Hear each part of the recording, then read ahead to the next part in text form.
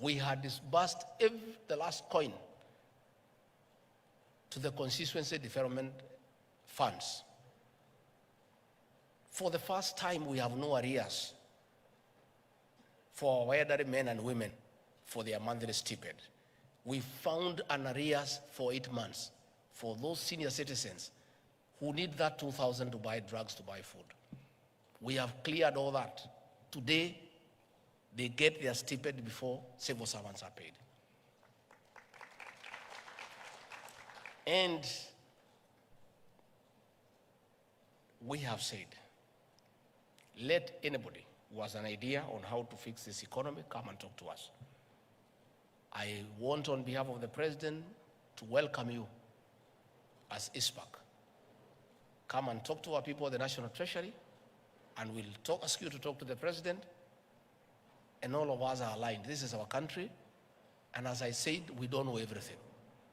If you have better ideas than we have, this is our country, we have no other country.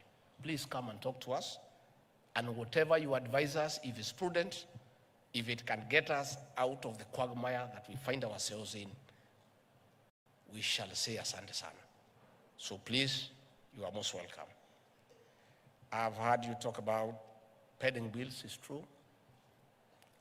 The President, in his wisdom, has put a committee where your members are represented, led by Uhuru, former Auditor General, an eminent Kenyan, another group of very eminent professionals. I saw them when the President was inaugurating the team.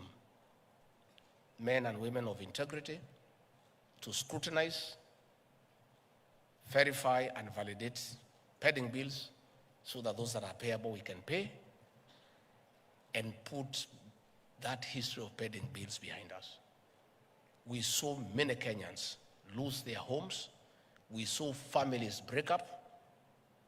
We saw people commit suicide as a result of pending bills. Government documents became worthless. Previously, during the Kibaki regime, you could walk to any financial institution with an LPO and get LPO financing 50% without a question, because the documents had credibility. People knew that you are given a contract by government, it is payable. Today, there is no bank or microfinance institution that will honor an LPO, because you supply 2, 3, 4, 5 years down the line, you have not been paid. We want to restore the sanctity of government LPOs and LSO and contracts so that they become bankable, that you can walk to a bank and get cash against it to carry out the works that you have been given. So that is ongoing. Again, you have said you have your issues of the remuneration role. You have explained to me there and here, and what we have agreed, I'll create the framework. My office has been tasked by the President the responsibility of coordinating constitutional commissions and independent offices. I'm the one who does that coordination in my office. So we have agreed with the chair. I'll call that forum for you, the Attorney General and no other people involved. We begin that conversation so that, like your counterparts, the lawyers and other professionals, you can have your own remuneration role. Lakini msiweke pesa mingi sana, mlipisha kidogo. There is too much competition. Even these lawyers, I can tell you, because some of us wafanyi biashara pia, hatuwalipi ile iko kwa hiyo role. Tuna negotiate because mawakili ni wengi sana. Tusema wewe ni ngapi, wewe ni ngapi, wewe ni ngapi, wanashindana inateremuka. It is good to have the remuneration role as a benchmark. But you are also many. You have told me you are 35,000. 28,000 are in practice. So mutashindana tu pole pole, so that Kenyans can also get the best deal. So that one I'll do. Again, you have talked about too many regulations, and will help. The members of the National Assembly are here. The Attorney General is there. We can agree on how to fast track the review of these regulations so that we can collapse them into something that is making sense, so that we don't have too many laws for the same person doing the same thing. So that is something we can help in terms of fast tracking with the leader of the National Assembly in Parliament, with the Attorney General, with our legal drafters. We can work together and we can help you to fast track that one. The MP for Molo, KK, my good friend, has said about you people being targeted when there are investigations. It is true. Even the procurement people were here crying the same. It is true, and it's very sad.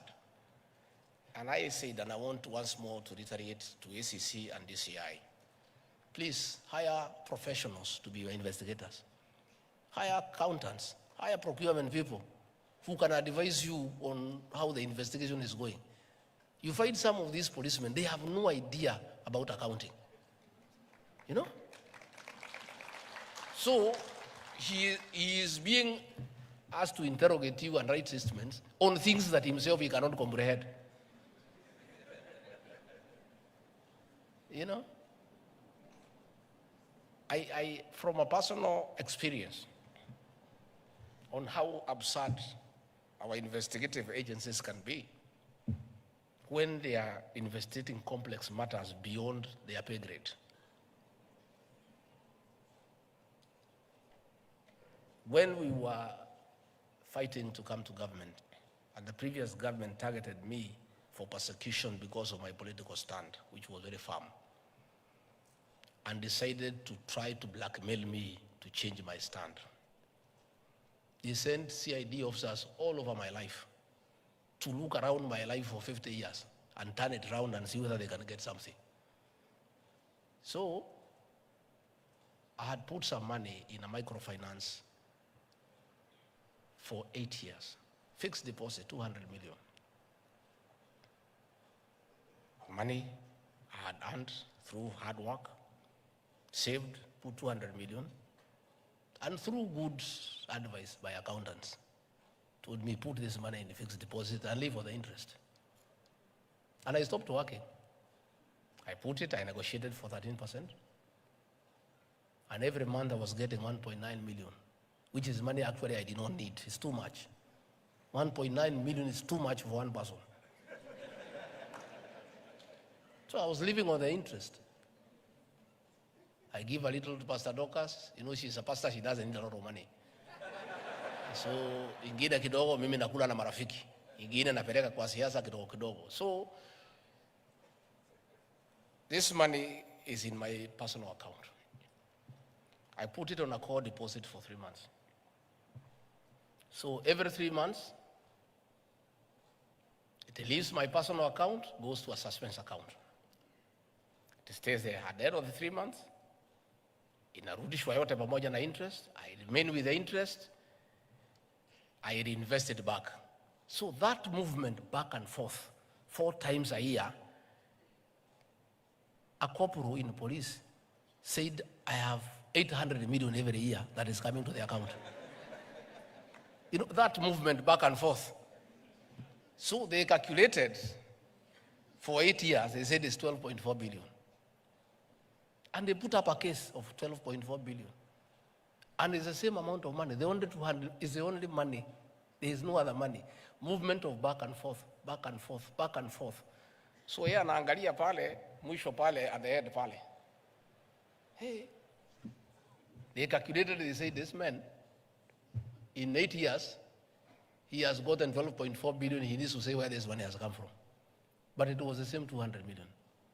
I tried to explain to him, huyo mjinga hawezi shika, hawezi elewa. But if they had an accountant